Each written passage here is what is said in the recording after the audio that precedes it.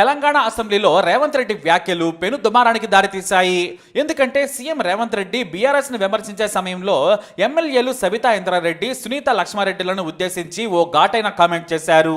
కేటీఆర్ ని ఉద్దేశించి, మీ వెనుకున్న అక్కలను నమ్మొద్దు, మొన్నటి వరకు వాళ్ళు మా వెనుకుండి మమ్మల్ని ముంచిపోయారు, ఇప్పుడు మిమ్మల్ని ముంచుతారు, ఆ అక్కలను నమ్ముకుంటే మీ బతుకు జూబ్లీ బస్టాండ్ అవుతుందన్నారు సీఎం రేవంత్ రెడ్డి. ఆ మాటలపై సబితా ఇంద్రారెడ్డి ఆగ్రహం వ్యక్తం చేశారు. ముఖ్యమంత్రి హోదాలో ఉండి మంచి మర్యాద లేకుండా మాట్లాడుతున్నారు. ఆ రోజు నేను కాంగ్రెస్లోకి మిమ్మల్ని ఆహ్వానించాను, మీరు కాంగ్రెస్లోకి రండి, మీరు సీఎం అయ్యే అవకాశం కూడా మీకు వస్తుంది, మంచి భవిష్యత్తు ఉంటుందని ఒక్కగా ఆశీర్వదించాను. కానీ మేము చేసిన తప్పేంటి, మమ్మల్ని నమ్ముకుంటే ఎందుకు బస్టాండ్ అవుతుందో సమాధానం చెప్పాలని కన్నీటి పర్యంతమయ్యారు సబిత. పార్టీలు మారడమే తప్పైతే మీరు ఏ పార్టీ నుంచి వచ్చారో చెప్పాలని డిమాండ్ చేశారు. మీరు నిన్నగాక మొన్న బీఆర్ఎస్లో నుంచి ఎమ్మెల్యేలను చేర్చుకున్నారు, మేము మాత్రమే పార్టీలను మార్చామా? నన్ను కాంగ్రెస్ పార్టీ పొమ్మనలేక ఎలా మెడలు బట్టి బయటకు గెంటిందో మీకు తెలియదా అంటూ కన్నీటి పర్యంతమయ్యారు సబిత.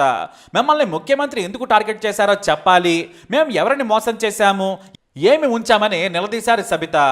అయితే సీఎం రేవంత్ రెడ్డి మళ్లీ మైక్ తీసుకుని అసెంబ్లీలో సమాధానం ఇచ్చారు. సబితక్క ఇద్దరు వ్యక్తుల మధ్య జరిగిన ప్రైవేట్ సంభాషణను బయటపెట్టారు కాబట్టి నేను దానికి కొనసాగింపుగా ఏం జరిగిందో చెబుతానన్నారు.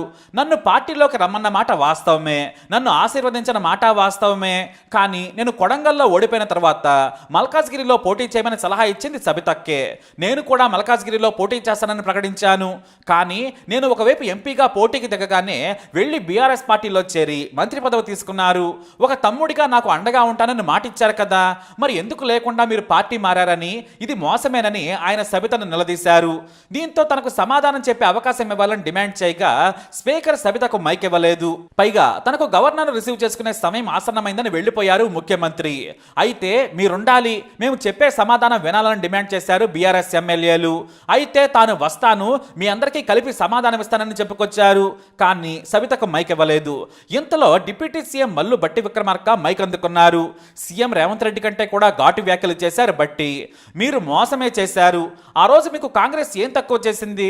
ఉమ్మడి రాష్ట్రంలో 10 ఏళ్లు మంత్రిగా ఉన్నారు, అన్ని పదవులను అనుభవించారు, మీ కొడుకుకి ఎంపీ టికెట్ కూడా ఇప్పించారు. ఆ రోజు పార్టీ ఓడిపోగానే మీరు బీఆర్ఎస్లోకి వెళ్ళిపోయారు. నేను మిమ్మల్ని బ్రతిమలాడాను, మీరు వెళితే నాకు ఇచ్చిన అపోజిషన్ లీడర్ పదవి పోతుంది, మీరు సహకరించాలని కూడా కోరాను. కానీ మీరు మీ స్వార్థం కోసం వెళ్ళిపోయారు, మీకు పదవులే కావాలి, మోసానికి అర్థమే మీరని బట్టి ఫైర్ అయ్యారు. దీంతో గొడవ మరింత పెరిగింది. మైక్ ఇవ్వాలని బీఆర్ఎస్ నేతలు డిమాండ్ చేసినా కూడా స్పీకర్ ఇవ్వలేదు. దీంతో సీఎంకు వ్యతిరేకంగా నినాదాలు ఇచ్చుకుంటూ బయటకొచ్చారు. ఆ తర్వాత మీడియాతో మాట్లాడి కన్నీటి పర్యంతమయ్యారు సబిత. ఆడబిడ్డల ఉసురు మీకు తగులుతుంది, ఆడబిడ్డలను అవమానించిన పతనం నేటితో మొదలైందని ఫైర్ అయ్యారు. మరోవైపు కేటీఆర్ ఆగ్రహం వ్యక్తం చేశారు. ముఖ్యమంత్రి రేవంత్ రెడ్డి అహంకారంతో మాట్లాడుతున్నారు, కళ్ళు కనిపించకుండా ఆడవాళ్ళని కూడా చూడకుండా మాట్లాడుతున్నారు, తాను విమర్శలు చేసి సమాధానం చెప్పేందుకు కూడా అవకాశం ఇవ్వలేదని ఫైర్ అయ్యారు.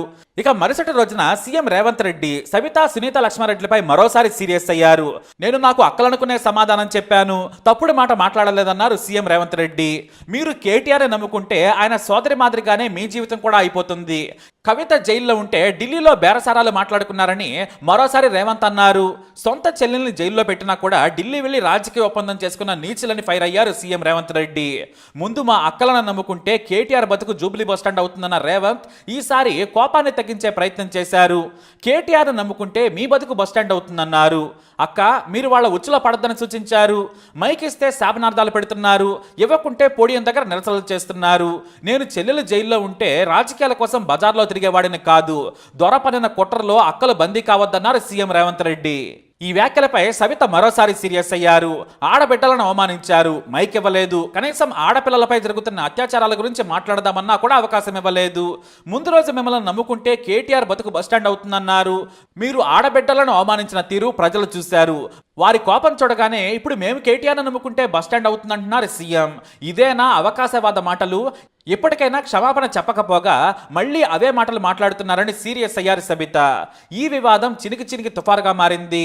ఆడబిడ్డలను సీఎం అవమానించారని బీఆర్ఎస్ శ్రేణులు తెలంగాణ వ్యాప్తంగా ముఖ్యమంత్రి దిష్టిబొమ్మలను దగ్ధం చేశారు. అయితే ఇప్పటికిప్పుడు ఎందుకు సబితా, సునీత లక్ష్మారెడ్డి మీద కోపంగా అసెంబ్లీలో మాట్లాడారనే కమెంట్ వినిపిస్తుంది. తెర వెనుక ప్రయత్నాలు ఫలించక రేవంత్ రెడ్డికి కోపం వచ్చిందనే కమెంట్స్ వినిపిస్తున్నాయి. ఉన్నాయి. నాడు తాను అక్కగా పార్టీలోకి పిలిచారు. తర్వాత మల్కాజ్గిరి ఎంపీగా పోటీ చేసే సమయానికి బీఆర్ఎస్ లో చేరారు సబితా. మంత్రిగా పనిచేశారు. అయితే ఇప్పుడు రేవంత్ రెడ్డి సీఎం అయ్యారు. మెజారిటీ కూడా కాంగ్రెస్ కు బోటాబోటీగానే ఉంది. ఈ సమయంలో కాంగ్రెస్ సర్కార్ ఎప్పుడైనా మారిపోవచ్చని మాజీ సీఎం కేసీఆర్ పదే పదే చెబుతున్నారు. దీంతో ప్రభుత్వాన్ని కాపాడుకోవడంతో పాటు ఇటు బీఆర్ఎస్ ను రాజకీయంగా అణగదొక్కాలనే కసితో ఉన్నారు రేవంత్. అందుకే 11 మంది బీఆర్ఎస్ ఎమ్మెల్యేలను పార్టీలో చేర్చుకున్నారు. హైకమాండ్ వద్దని వారించినా కూడా రేవంత్ వినలేదు. ఎందుకంటే బీఆర్ఎస్ ను పోటీలో లేకుండా చేయాలనేది రేవంత్ ఆలోచన. ఇంతలో గద్వాల్ ఎమ్మెల్యే తిరిగి బీఆర్ఎస్ గూటికి చేరారు. అయితే సబితకు సునీత లక్ష్మారెడ్డిలతో రేవంత్కు మంచి అనుబంధం ఉంది. దూరపు బంధువులు కూడా. ఈ సమయంలో వీరిద్దరూ కాంగ్రెస్ పార్టీలోకి రాలేదన్న కోపం ఉందేమో. రేపు మిమ్మల్ని ముంచుతారని కేటీఆర్ను ఉద్దేశించి రేవంత్ రెడ్డి కామెంట్ చేశారనే విమర్శ వినిపిస్తోంది. పైగా సబితా ఇంద్రారెడ్డి సిటీ అవుట్స్కట్ లో ఉన్న కీలకమైన మహేశ్వర నియోజకవర్గానికి ప్రాతినిధ్యం వహిస్తున్నారు. ఆ ప్రాంతంలో రేవంత్ రెడ్డికి 4th సిటీ నిర్మించాలనే ప్లాన్ ఉంది. ఇటు రాజకీయంగా సునీత కూడా బలంగా ఉన్నారు. రెడ్డి సామాజిక వర్గానికి చెందిన తమ వారే సపోర్ట్ చేయడం లేదు. గతంలో కాంగ్రెస్ లో పనిచేసి మంత్రి పదవులు అనుభవించిన వాళ్లే వీళ్ళు. వీరిద్దరూ కానీ వస్తే ఇక కేసీఆర్ బలహీనమైపోతారనేది రేవంత్ వ్యూహం. కానీ కాంగ్రెస్ లోకి వచ్చేందుకు సబిత కానీ ఇటు సునీత లక్ష్మారెడ్డి కానీ ఇష్టపడటం లేదు. కనీసం రెడ్డి సామాజిక వర్గం మీద ప్రేమతోనైనా కూడా వస్తారని భావించారు రేవంత్ రెడ్డి. ఎందుకంటే ఆయన రెడ్డి సామాజిక వర్గం నేతగా కూడా ఉన్నారు. అలాగే తాను సీఎంగా ఉన్నాను, అన్ని రకాలుగా ఆదుకుంటానని మాటిచ్చినా కూడా ఈ ఇద్దరు నేతలు రాకపోవడంతో ఆయన చాలా రోజులుగా కోపంగా ఉన్నారు. పైగా బయట అసెంబ్లీలో సబిత కాంగ్రెస్ ను టార్గెట్ చేశారు. అసెంబ్లీలో కూడా శుతిమెత్తగా మాట్లాడుతూనే ప్రభుత్వాన్ని ఇరుకున పెడుతున్నారు. మొన్నటికి మొన్న ప్రోటోకాల్ పాటించలేదని ఓడిన వారిని స్టేజ్ మీద కూర్చోబెడుతున్నారని సబిత నిరసన వ్యక్తం చేశారు. తాను కింద కూర్చొని నానా హంగామా చేశారు. దీంతో అన్ని వైపుల నుంచి సబిత సునీత లక్ష్మారెడ్డిలు ప్రభుత్వాన్ని ఆడుకుంటున్నారు. మరోవైపు కీలకమైన రంగారెడ్డిలో బీఆర్ఎస్ బలంగా ఉంది. రాబోయే రోజుల్లో హైదరాబాద్ గ్రేటర్ ఎన్నికలున్నాయి. దీంతో రేవంత్ రెడ్డి వారిని కాంగ్రెస్ లోకి ఆహ్వానించారట. కానీ వారి నుంచి తిరస్కరణ ఎదురైందని, అందుకే ఇలా పాత కొత్త కోపాన్ని వెళ్ళగక్కుతున్నారనే వ్యాఖ్యలు బీఆర్ఎస్ నుంచి వినిపిస్తున్నాయి. వాళ్ళిద్దరూ బీఆర్ఎస్ నుంచి వస్తే పార్టీలో కీలకమైన నేతలు ఉండరనే భావన ఉంది. దీంతో ఈ చిన్న కమెంట్ కాస్త పెను దుమారానికి దారితీసింది. ఏదేమైనా రేవంత్ రెడ్డి ఆ అక్కలు నమ్ముకుంటే మునుగుతారని కేటీఆర్ అన్నారు. ఇప్పుడు వివాదం పెద్దది కావడంతో కేటీఆర్ నమ్ముకుంటే మునుగుతారక్క అని కవర్ చేయబోయారు. మొత్తానికి ఇది ఇప్పుడు పెను రాజకీయంగా మారింది. యావత్ మహిళా సమాజం ఈ వివాదాన్ని గమనిస్తుంది అన్న విషయం మాత్రం మనం మర్చిపోకూడదు. మరి సీఎం రేవంత్ రెడ్డి వ్యాఖ్యలపై మీరేమంటారు? అభిప్రాయాన్ని కమెంట్ ద్వారా తెలియజేయండి. ఈ వీడియో అప్డేట్స్ కోసం మా ఛానల్ ఫాలో అవ్వండి. అలాగే తప్పకుండా సబ్స్క్రైబ్ చేసుకోండి.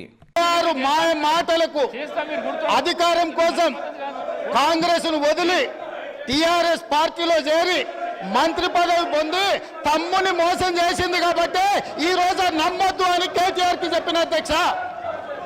ఇది నిజమా కాదా సబితక్కను గుండె మీద చేసుకొని చెప్పమని నన్ను మల్కాజ్గిరిలో పోటీ చేయి కాంగ్రెస్ నుంచి, నీ ఎన్నికల్లో నేను గెలిపించే బాధ్యత తీసుకుంటాను నాకు చెప్పి నేను ఎన్నికల్లో నిలబడడం డిక్లేర్ అయిన తర్వాత కాంగ్రెస్ ను వదిలేసి టిఆర్ఎస్ లో చేరి మంత్రి పదవి పొంది ఈ రోజు వచ్చి మాకు నీతులు చెప్తే మేమేమన్నా అమాయకులమా అధ్యక్ష?